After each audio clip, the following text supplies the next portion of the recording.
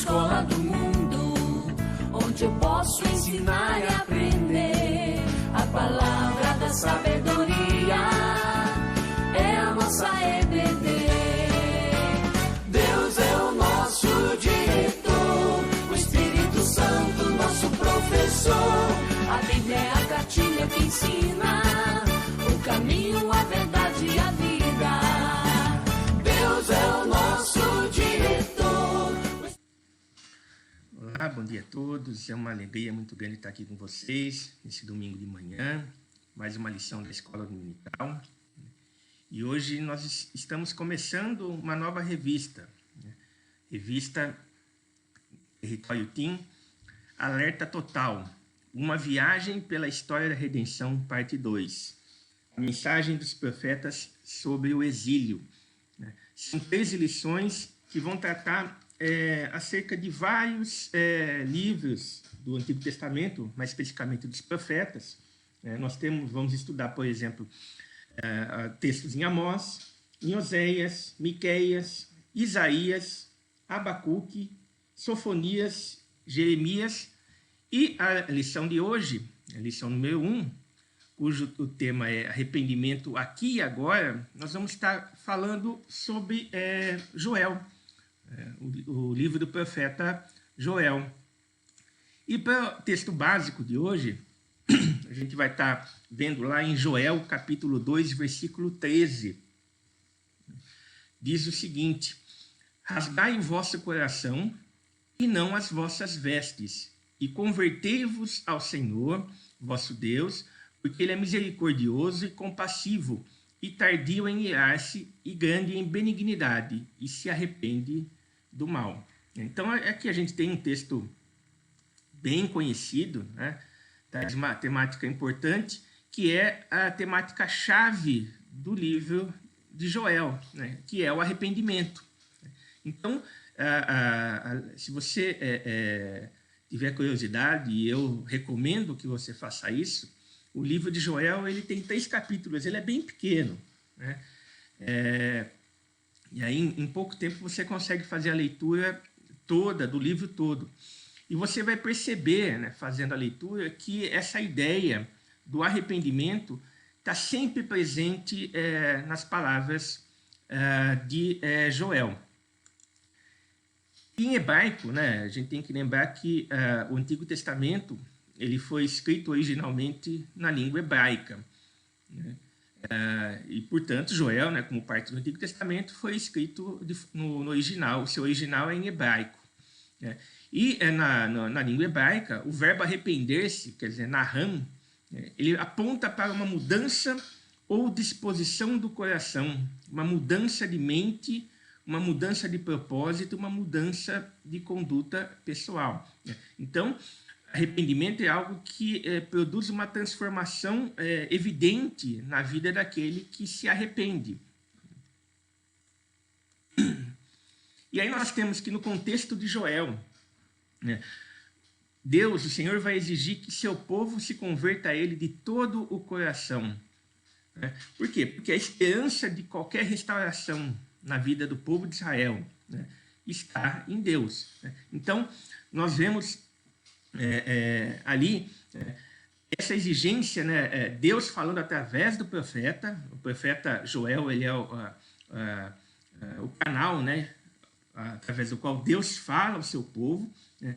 E a exigência que Deus faz do povo é que ele se converta, ele se arrependa, né? Que haja, portanto, uma mudança no coração, uma mudança na disposição do coração, uma mudança de mente, né?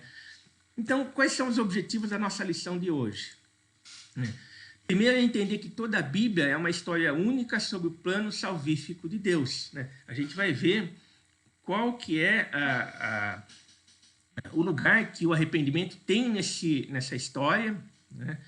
Vamos ver que há uma história que Deus conduz, que Deus idealizou, né?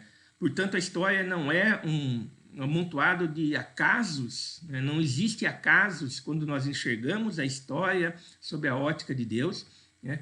E que essa história que nós estamos vivendo. A gente não consegue ver a história como um todo porque nós estamos dentro dela, né? Mas essa história que Deus enxerga, que Deus idealizou, né? É uma história única sobre o plano de salvação de Deus.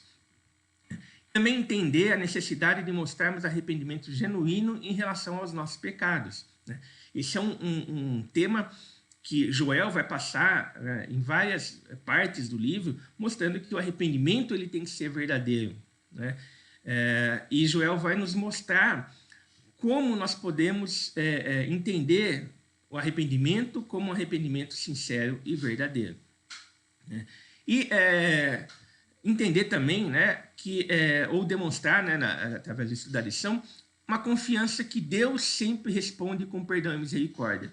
Quer dizer, não haveria sentido algum, né, razão alguma, se nós estivéssemos falando em arrependimento e Deus exigisse arrependimento, mas ele não fosse um Deus misericordioso e perdoador, né?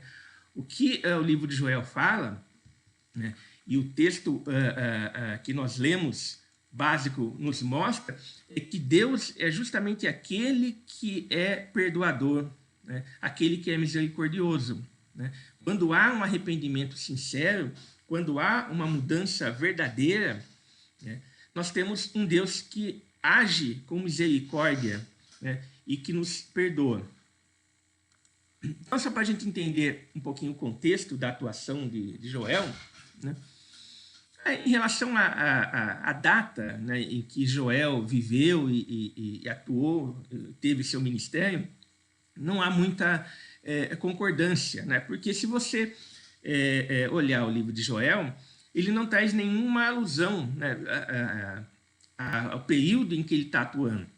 Se você pegar outros livros proféticos, dos profetas, né, você vai ver que muitos deles citam, por exemplo, o nome de reis. Então, aí dá para você situar temporalmente em que período aquele profeta atuou. Joel não tem isso. Simplesmente fala o nome do pai dele, né, portanto, de quem era filho, né, e nada mais, não temos mais informações, né? E aí há um debate entre os estudiosos dizendo que alguns falam que Joel foi o primeiro livro escrito entre os profetas, né? Então ele estaria datado lá mais ou menos em 830 a.C., antes de Oséias, antes de Miqueias. Outros dizem que, na realidade, o livro foi escrito um pouco mais tarde, cerca de 400 antes de Cristo, ou seja, é uma variação muito grande, né? O que importa, né? E aí eu fico com Calvino. Calvino disse o seguinte, que nós não temos como datar a época em que Joel atuou, mas isso não traz maiores problemas e não tem muita importância, né? O que importa é justamente entender a mensagem do livro e a qual contexto, de certo modo, ela foi direcionada. E quando nós lemos Joel, a gente percebe que ele está falando para uma realidade de um povo que vive no exílio, né, que está sofrendo, portanto, as consequências do pecado praticado, né? Então, a gente entende aí, de certo modo, como falei, para alguns autores ele atuou na época pós-exílica, para outros pré-exílica, para outros pós-exílicas. A gente talvez possa situar aí, para a gente entender, Joel logo após o exílio, mas falando para um povo que viveu no exílio e que, portanto, havia pecado, né, e que necessitava, portanto, de arrependimento, né? Esse seria o contexto. E aí nós temos Joel, a gente pode dividir basicamente em duas partes, né? Alguns autores colocam em 4 para facilitar, isso porque se um dia, eventualmente, você pegar uma Bíblia católica, né, você vai ver que a divisão do livro de Joel é feita em 4 capítulos, né? Diferente da nossa, que é em 3. Não é que há textos a mais nas versões católicas, não é isso, né? É que na hora de dividir, né, se dividiu em 4 capítulos e, no nosso caso, a divisão foi feita em 3 capítulos. Isso não muda a essência do texto, né? Mas a gente pode perceber aí, em Joel, basicamente duas partes, porque são dois assuntos que predominam nessas duas partes. A primeira, nós vemos ali justamente Joel apontando os problemas que foram causados pelo pecado, né? Então nós temos ali a indicação, né, por exemplo, o gafanhoto cortador comeu, o que deixou o gafanhoto cortador, comeu o gafanhoto migrador, e assim vai, ele mostrando que havia problemas em Israel, né, causados justamente por conta do pecado que o povo havia praticado, né? E esse pecado, obviamente, havia afastado a bênção de Deus da vida do dia a dia do povo. Então nós vemos, por exemplo, lá em Joel 1:3, né, ele falando: narrai isto a vossos filhos, e vossos filhos o façam a seus filhos, e os filhos destes a outra geração, né? Ou seja, aquilo que Joel está apontando tem que ser narrado, né, a todas as pessoas para que elas entendam qual que é o problema. O arrependimento, portanto, ele começa quando nós nos confrontamos com a nossa realidade de quem somos, né, e qual que é o nosso pecado, né? Não é possível, portanto, um arrependimento que não confronte o próprio pecado, né? Arrepender-se é confrontar o pecado, né? Se a ideia de arrependimento, como nós vimos, é uma mudança de mente, uma mudança de coração, uma mudança de conduta, isso só pode ser feito quando nós confrontamos com a nossa realidade, com o que nós somos, com o nosso pecado. Quer dizer, quando Joel fala, narrai isto a vossos filhos, quer dizer, e aí segue uma narrativa de diversos problemas, né, que estavam acontecendo na época do exílio, consequências da prática do pecado. O que Joel está apontando, olha, nós precisamos confrontar o nosso pecado, né? Quer dizer, a destruição que está sendo causada, o choro por conta do exílio, quer dizer, tudo isso tem uma causa, né? E nós precisamos confrontar essa causa, né? Mas a gente vê, né, e aí entra a segunda parte lá do livro de Joel, né, a primeira parte, essa narrativa, né, dos problemas que Israel estava enfrentando por conta do pecado. A gente tem lá desde o capítulo 1, versículo 1, até o capítulo 2, versículo 11. Nós vemos essa narrativa. E, de repente, se você pegar lá a partir do versículo 12, né, nós temos ali, de certo modo, uma mudança na ênfase que o livro trabalha, né? O capítulo 12 diz assim: ainda assim, agora mesmo, diz o Senhor, convertei-vos a mim de todo o vosso coração, e isso com jejuns, com choro e com pranto. Então, a primeira parte mostra o pecado, mostra qual é o problema, mostra quais são as causas. E a partir do capítulo 2, versículo 12, até o final, né, nós vemos Joel apontando o caminho, né? Há, portanto, uma esperança, né, que começa com o arrependimento, né? Daí, esse conceito de arrependimento ser, portanto, o elemento central, né, um dos temas centrais do livro de Joel, né? E o que nós vamos ver, desde, obviamente, do versículo 1 do capítulo 1 até o final de Joel, é a mostra de que a história do Antigo Testamento, né, é uma narrativa de eventos conexos. Né? A gente, às vezes, lê trechos do Antigo Testamento e parece que não há ligação de um livro do Antigo Testamento com o outro, né? E, na realidade, se nós fizermos uma leitura mais atenta, né, a gente vai perceber que, em verdade, toda a história do Antigo Testamento, do Novo Testamento, né, a história da humanidade, ela é uma narrativa de eventos que tem ligação, né? Por quê? Porque essa história, né, idealizada por Deus lá na eternidade, né, ela caminha para um fim que ele predeterminou, né? A gente vê no âmbito da física, né, da astronomia, da astrofísica, muitos cientistas, muitos pesquisadores falando, tentando justificar, né, todo o desenvolvimento do universo, né, a partir de uma mera causalidade natural, né? Ou seja, eles dizem, para muitos, Deus não existe e, portanto, o universo surgiu naturalmente, do acaso, né? Ou para outros, né, Deus até pode existir, mas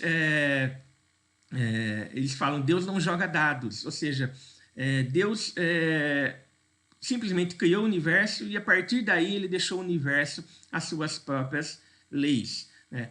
A Bíblia, ela não mostra isso. Na verdade, ela mostra que há um Deus que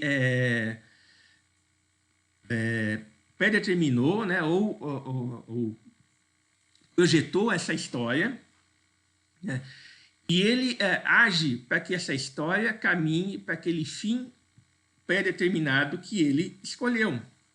Então, a história não é um amontoado de acasos e casuísmos, né? A história não é randômica, não é aleatória, né? Mas os fatos da história têm uma conexão, né? E a história do Antigo Testamento mostra essa conexão, né? Há um fim pré-determinado por Deus, né? Há um ponto final que Deus estabeleceu na eternidade e a história vai caminhar para esse fim, né?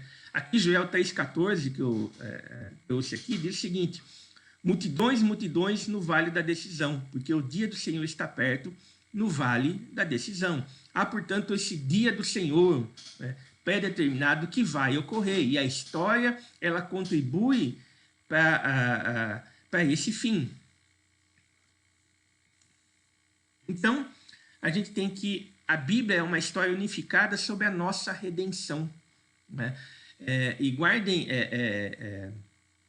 isso, né? A Bíblia como a história unificada da nossa redenção, porque a temática da revista é justamente uma viagem pela história da redenção. Quer dizer, todas as lições que nós estudarmos, ela vai ter a redenção como um tema subjacente, básico, né?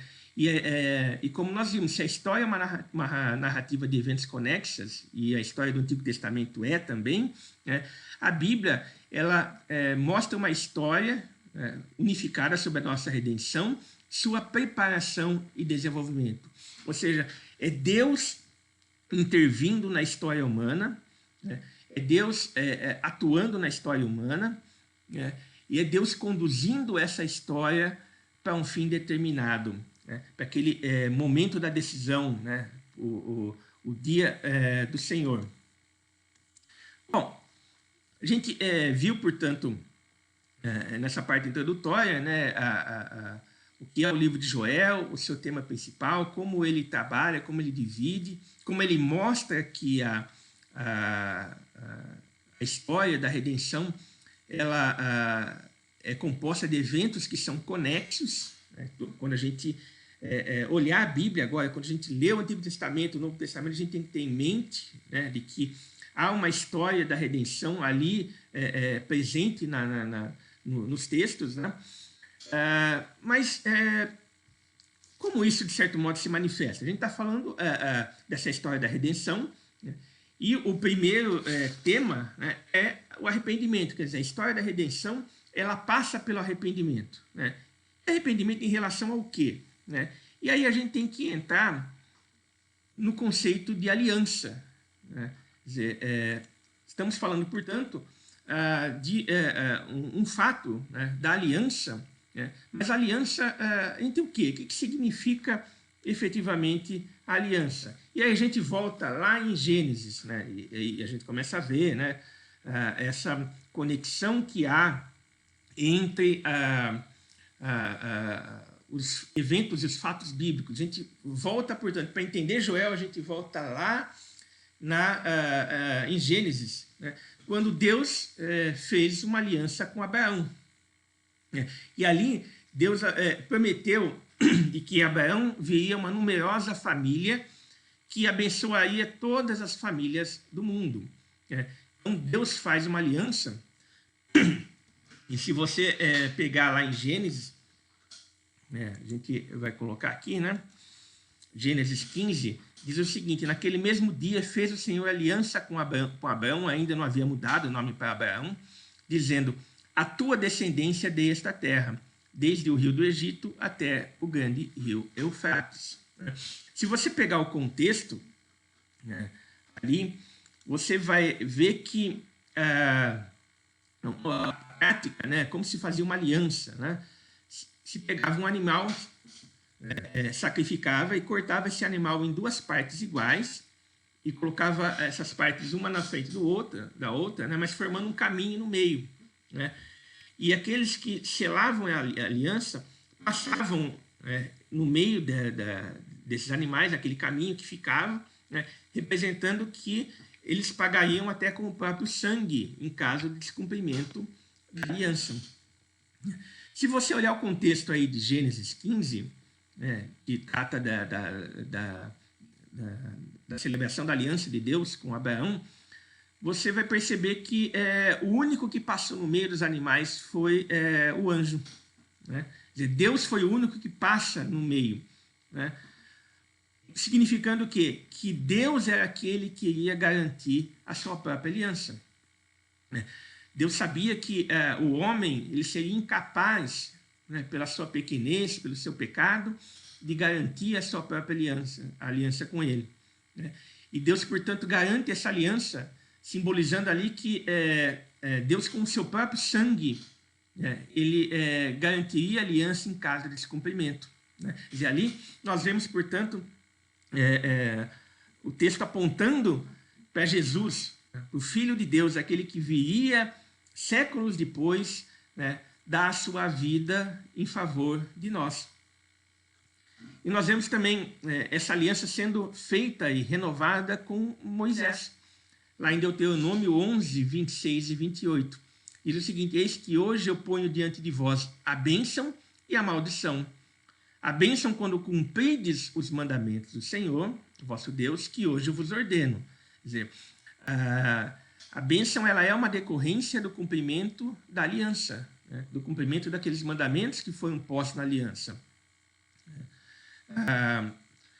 E aí o texto continua.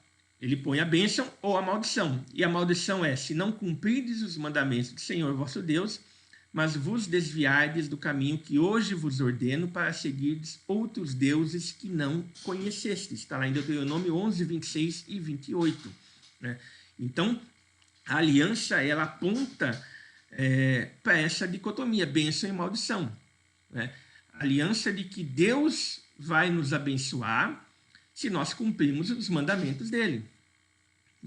Mas também aponta para uma maldição que ela vai decorrer de uma conduta que se desvia desses mandamentos do Senhor. E ele termina, desviar do caminho que hoje vos ordeno para seguirdes outros deuses que não conhecestes.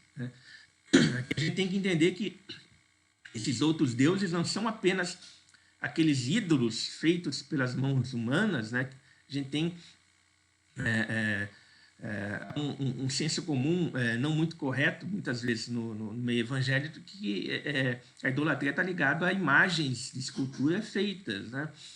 E a Bíblia, na realidade, ela mostra que a idolatria está ligada com a tudo aquilo que manifesta ou coloca alguma coisa no trono de Deus que não seja o próprio Deus. Toda vez que nós colocamos alguma coisa no lugar que é digno e só cabe a Deus, nós estamos praticando idolatria, nós estamos seguindo os outros deuses. E aí pode ser uma imagem, mas pode ser o trabalho, pode ser a própria igreja, pode ser o dinheiro, qualquer coisa que eu coloco no lugar de Deus, isso significa não apenas desviar do caminho, mas seguir a outros deuses que não conhecestes. E aí, lá na época de Davi, também nós vemos, né, Deus renovando a aliança, quando Davi se compromete a construir o templo, né, e Deus aparece a Davi e promete a ele que o seu descendente iria construir o templo. Né.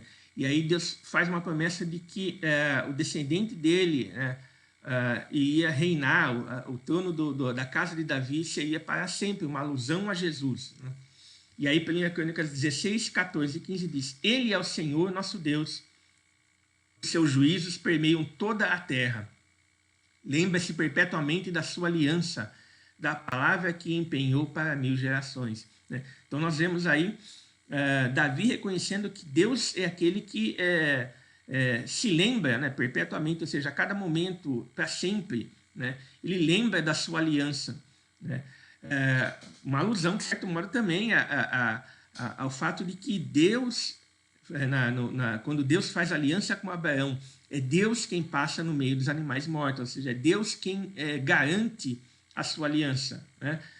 Lembra-se perpetuamente da sua aliança, da palavra que empenhou para 1000 gerações. Né? A aliança de Deus, portanto, a ideia aqui de 1000 gerações não tem um significado numérico, discreto, né? de contagem, né? simplesmente, mas indica algo que é eterno.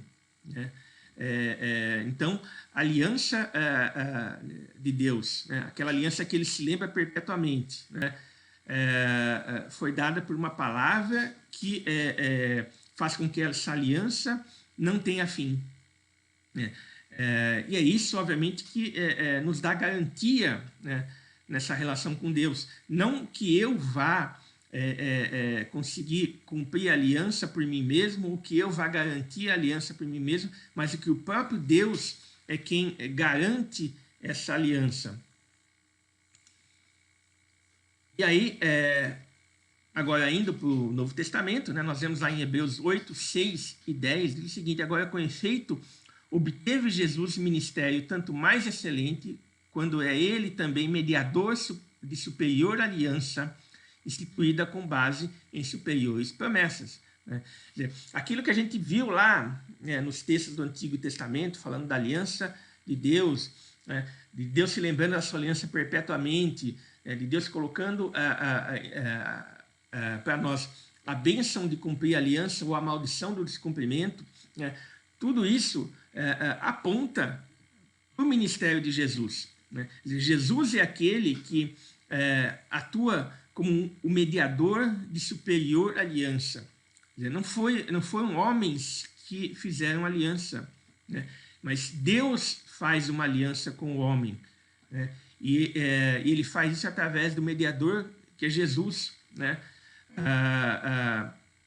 Que surge, né, com base em promessas que são superiores. Deus faz a promessa na eternidade de mandar o seu Filho, né, para cumprir a aliança, através do seu sangue, né, nos trazer para o cumprimento dessa aliança. E aí o versículo 10 de Hebreus continua: porque esta é a aliança que firmarei com a casa de Israel depois daqueles dias, diz o Senhor. Na sua mente imprimirei as minhas leis, também sobre seu coração as inscreverei, e eu serei o seu Deus, e eles serão o meu povo. Quer dizer, essa aliança, ela traz essa consequência. Né? Jesus é quem cumpre essa aliança, Jesus é quem é o mediador dessa aliança. Né? E essa aliança que Deus firma, que fala com a casa de Israel, e a gente tem que entender Israel aqui, à luz lá de Romanos, né? Quando Paulo fala que nós, os que somos salvos por Jesus, é que somos Israel de Deus. Né? E essa aliança que Deus firma com Israel, né, ela permite com que nós tenhamos as leis de Deus, né, impressas na nossa mente, ou seja, nós vamos entender a realidade das leis de Deus, né, a realidade da sua aliança, a realidade dos seus comandos, a realidade dos seus mandamentos. Né? Sem isso, nós não temos condições. Né? A Bíblia ela não é um livro que a gente compreende simplesmente por uma questão racional, né? A Bíblia, ela junta fé e razão, né? Nós entendemos porque o Espírito Santo é quem nos ilumina a compreender a palavra, e a partir daí nós usamos a razão a entender tudo aquilo que Deus coloca na sua palavra a respeito da nossa redenção, né? E também essas leis, né, elas são impressas no nosso coração, são escritas no nosso coração. E aí o texto termina, né? E eu serei o seu Deus e eles serão o meu povo. A aliança de Deus implica isso, né? E nós pertencemos ao povo de Deus, né?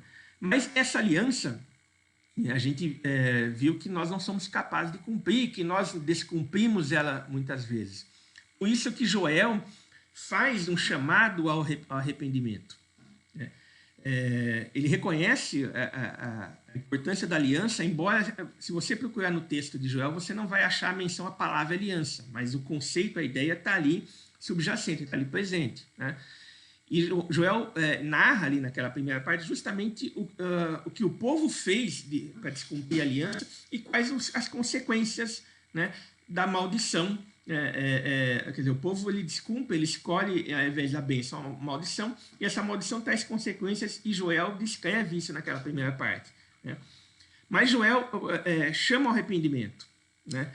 Porque há uma aliança que foi garantida por Deus, né, e que através do seu filho nós podemos encontrar perdão. Então Joel ele expôs o fracasso de Israel, ele anunciou o dia do Senhor, né? Ou seja, vai haver um momento, né, e a história caminha para isso, em que haverá o julgamento de todos, né? Mas Joel chama o povo ao arrependimento. Há, portanto, uma esperança, né? E aí nós vimos, né, o versículo básico da nossa lição, justamente esse chamado, né? Rasgai o vosso coração e não as vossas vestes. Convertei-vos ao Senhor vosso Deus, porque ele é misericordioso e compassivo, e tardio em irar-se, e grande em benignidade, e se arrepende do mal. Então, esse arrependimento, ele começa com a gente rasgando o nosso coração, né? O que significa isso? Significa que o arrependimento ele tem um fluxo.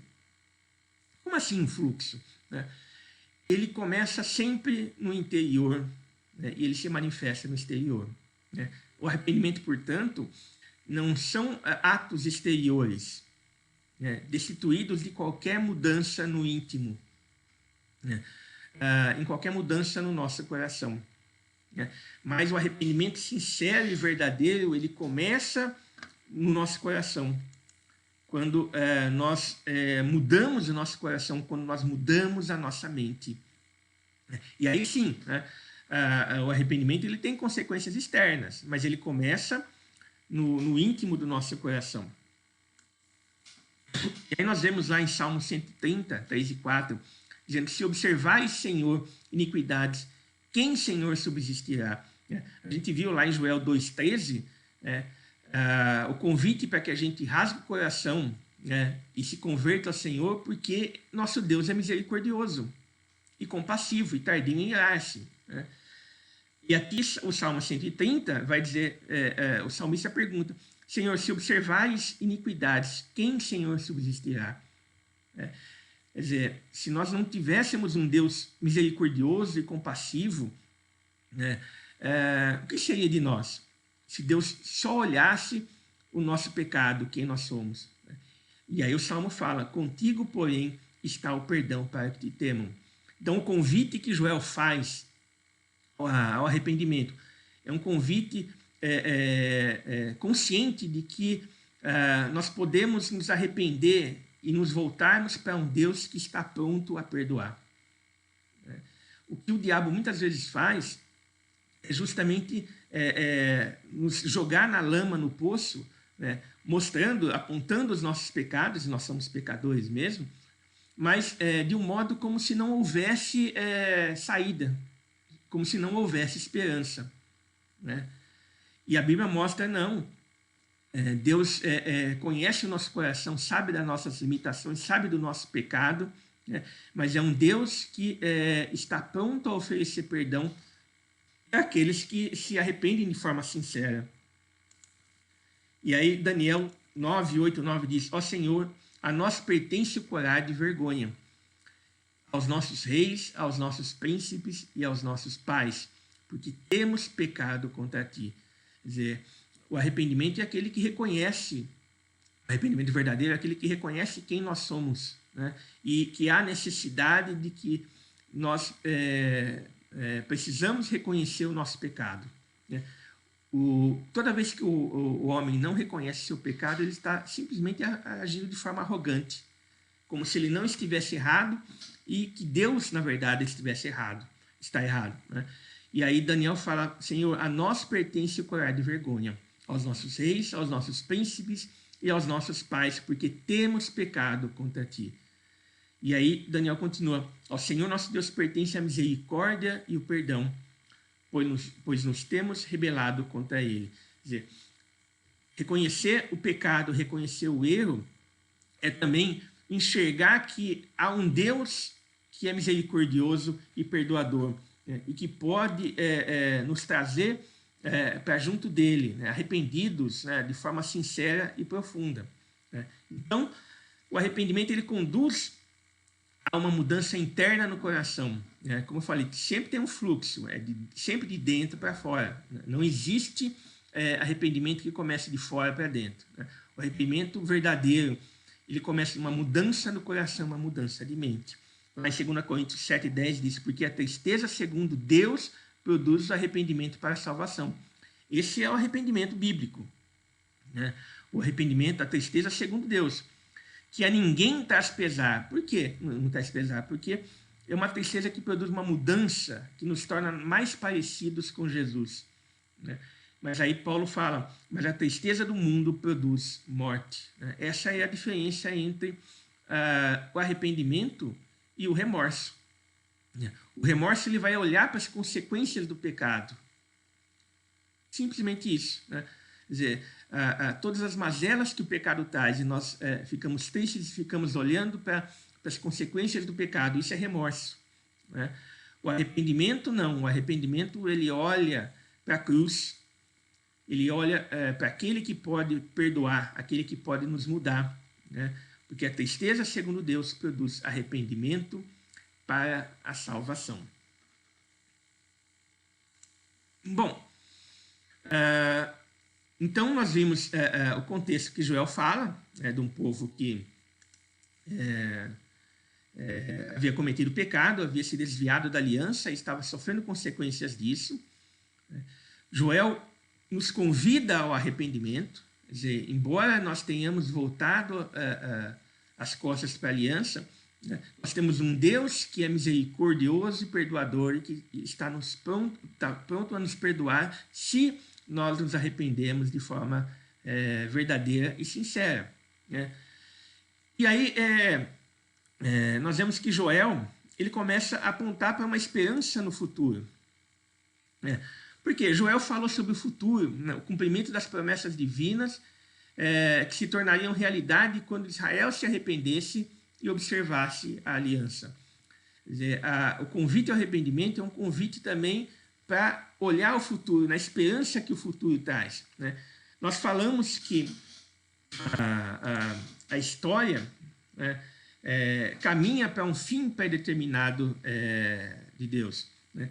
E nós vemos ali séculos depois que a vinda de Cristo, né, descendente de Abraão, né, cumpre a promessa da aliança que Deus havia feito ali com Abraão, de que a partir de Abraão toda a terra, todos os povos da terra seriam abençoados, né? Isso, portanto, ele concretiza essa a promessa de Deus feita lá a Abraão, né?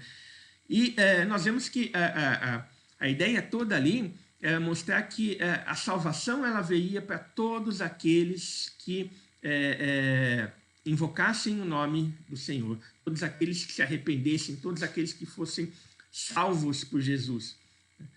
E a gente vai lá em Romanos 10, 12 e 13 e a gente vê justamente isso, né? Pois não há distinção entre judeu e grego, uma vez que o mesmo é o Senhor de todos, rico para com todos os que o invocam. Salvação, portanto, aquela semente de Abraão que ia abençoar todo mundo, né, que foi concretizada em Jesus,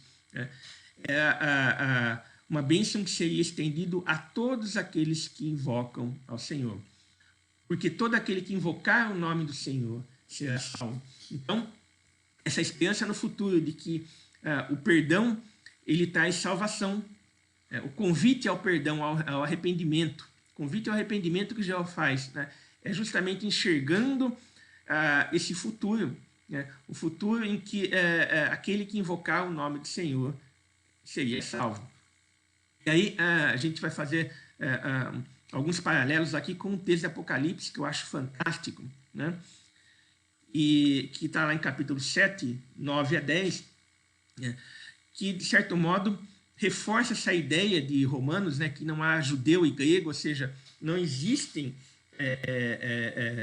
distinção entre pessoas que vão ser salvas, né? E aquelas que não vão ser salvas com base em algum título humano ou alguma distinção humana, né? Mas que a salvação ela está endereçada a todos aqueles que invocam o nome do Senhor. Né? E aqui em Apocalipse, João tem uma visão, ele diz o seguinte: depois dessas coisas vi, e eis grande multidão que ninguém podia enumerar, de todas as nações, tribos, povos e línguas. Quer dizer, ali nós temos um povo extremamente heterogêneo, né? De todas as nações, de todas as tribos, de todos os povos, de todas as línguas.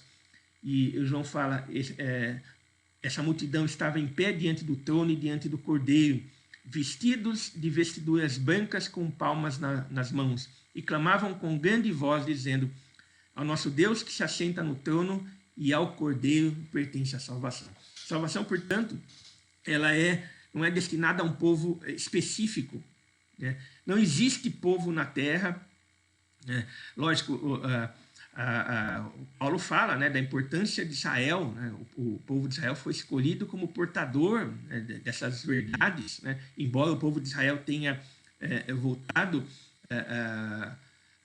suas costas para Deus, né? Mas fora isso, nós não temos nenhum povo especial no mundo que vai receber a salvação melhor do que os outros, né?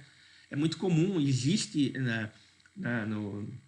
no ideário norte-americano um conceito chamado Manifesto Destino, né? Os americanos acham que Deus os escolheu como povo especial para levar o evangelho no mundo. Isso é uma mentira, isso é uma grande bobagem, né? E aqui Apocalipse desmente, né, esse absurdo, mostrando que não, essa multidão que ninguém podia enumerar, ela vem de todas as nações, tribos, povos e línguas, né? O que nos torna parte dessa multidão, né, é o fato de que nós fomos alcançados pela salvação de Jesus Cristo. E aí a gente vai ver isso ainda no próprio texto de Apocalipse, né? Ali, continuando o texto, no versículos 13 e 14, diz o seguinte, né? Depois de João ver essa multidão, né, que ninguém podia enumerar, de todas as nações, tribos, povos e línguas, né? O texto continua falando, olha, um dos anciãos tomou a palavra dizendo: esses que se vestem de vestiduras brancas, quem são e onde vieram? Respondi-lhe, né, João respondendo: meu Senhor, tu sabes. Ele então me disse: são esses os que vêm da grande tribulação, lavaram suas vestiduras e as alvejaram no sangue do Cordeiro. Não tem país, povo especial. O que tem é que aqueles que compõem essa grande multidão que está em pé diante do trono e diante do Cordeiro são aqueles que lavaram suas vestiduras e as alvejaram no sangue do Cordeiro. E aí nós vemos, né, portanto, que há uma esperança para o futuro. Joel aponta isso, né? A gente voltando lá para Joel, saindo agora de Apocalipse, a gente vê: o Senhor brama de Sião, se fará ouvir de Jerusalém, e os céus e a terra temerão. Mas o Senhor será o refúgio do seu povo e a fortaleza dos filhos de Israel. Quer dizer, quem que é o povo de Deus? Né? O Senhor será o refúgio do seu povo e a fortaleza. Quer dizer, mesmo o povo tendo pecado, houve o convite ao arrependimento, e havendo o arrependimento sincero e verdadeiro, Deus vai ser o refúgio do seu povo, né? Como Apocalipse diz, né? Quer dizer, esse povo, essa grande multidão, são aqueles que lavaram as suas vestiduras e as alvejaram no sangue do Cordeiro.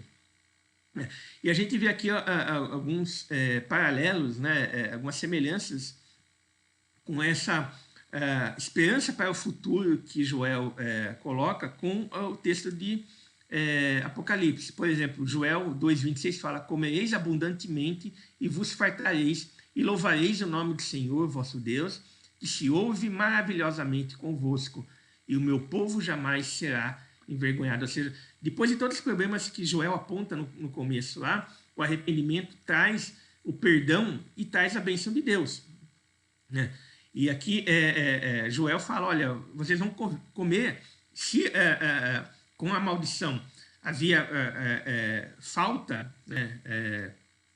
não havia comida, havia problemas na pastagem, com a bênção do Senhor, vocês vão comer abundantemente, né?